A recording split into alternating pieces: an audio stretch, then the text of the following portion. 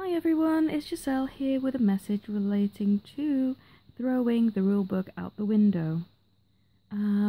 Basically, a few people have asked me questions surrounding their situation, they're saying things like, oh, my dating coach has told me this, or I've read in books that I should be doing that. And the thing with that is, you cannot really apply those rules to this divine love journey because this is unlike any other. This is not your everyday textbook dating. This is not anything like that because it's such a spiritual soul connection. There are no practical books on how to behave. And the problem with those books, I find as well, and I'll share some of my personal story, is that they come from a very earthly 3D perspective, and they don't have that spiritual compassion and level of understanding that you need in order to get through this journey. And everyone's situation is different, and that's why I love helping people through doing personalized readings where I can really look at your individual situation, because I like doing the generalized readings on here so that I can give everyone who is drawn to me an overview of what's sort of collectively going on. But it's much more helpful, if you feel you need it, to get a very specific view on your personal circumstances. And rather than me obsessing, well, not obsessing, but like really being hooked on these male dating coaches who give you a perspective of, oh, this is how the mind works for men, and this is what you need to do, and stop being so clingy and blah blah blah. It wasn't the best approach. Now in hindsight, I do see that I should have been more reliant on my own intuition, on my own feelings in my heart, rather than, oh, this is what he says I should do. Okay, it's too cold, it's too textbook, and this cannot be applied to our journey.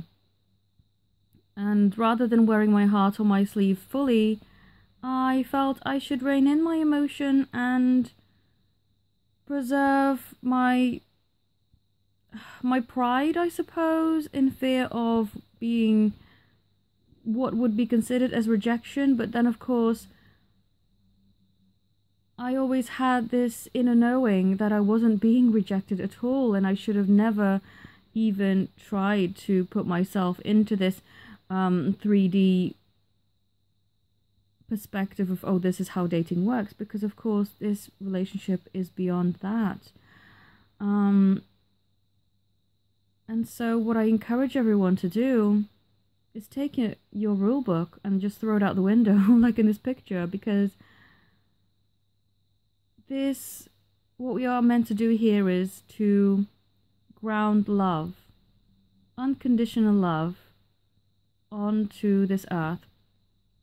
And we cannot do that by being logical and being in our head and following a very 3D perspective of dating and supposedly be more masculine in our approach and not wear our heart on our sleeves.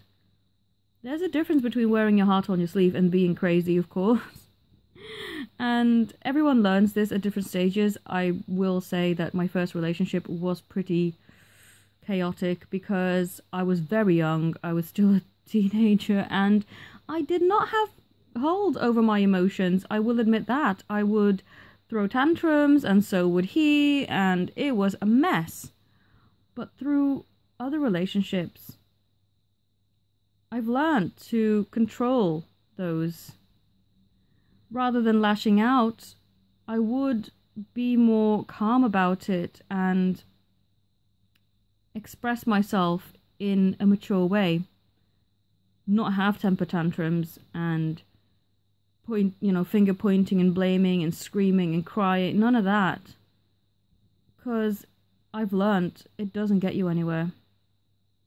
And certainly with this type of connection, you need to be compassionate and loving, unconditionally loving, so that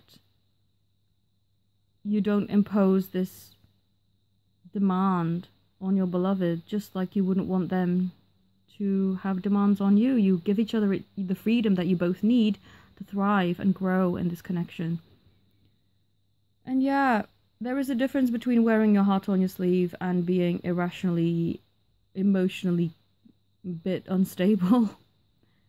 And yeah, I mean, I'm not sort of making anyone feel bad who's going through that, because we're all going through learning at different stages, and I will be the first to admit that I was pretty, well, I don't know how, well, basically it didn't work out, so we couldn't cope with each other.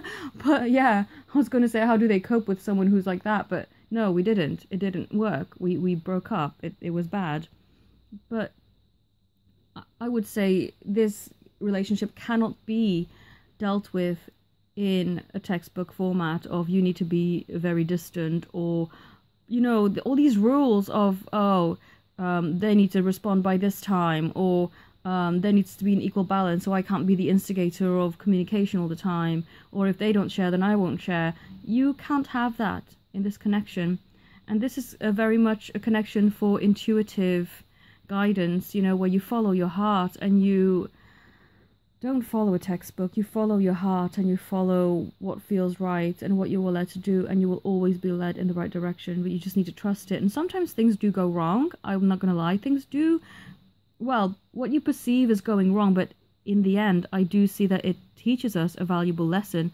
And I've had a lot of epiphanies today, whereas I thought back about my communication with my beloved, and I thought, at the time I was really irritated. I couldn't really fully enjoy the moment because he was doing things which I thought was on purpose to irritate me or sabotage things, but actually they were made to trigger certain aspects for me to transcend and for me to become unconditionally loving, and to also accept him wholeheartedly and not even think back about those things in a negative way, but actually be grateful for those triggers, so that I have learned to grow and become the person that I am. And he has actually prepared me through what seemed like difficult communication or additional obstacles in our way.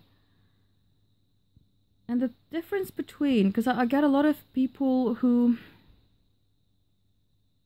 put up with a lot of abuse, and that's not right. They say, oh, my twin is abusing me. The thing with that is your twin does not abuse you, and I don't believe that that would be a true twin flame connection, because I've never ever experienced abuse. If anything, I look at my beloved and I can actually see the true intent behind what he seemingly said that triggered something within me, but it was never from a place of hurt, of wanting to hurt me, or a place of wanting to abuse or make me feel bad in any way whatsoever.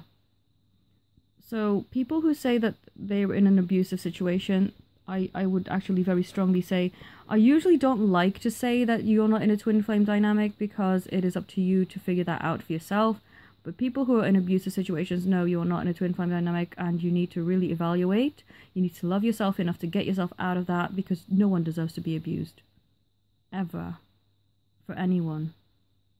So I just want to make that clear and get that out there, because there seems to be quite a blurry understanding of this concept, but no abuse. So what I'm sort of trying to say with this message is, don't follow these very earthly, 3D, very cold, very rule booky approaches to your connection, because that's not going to serve you.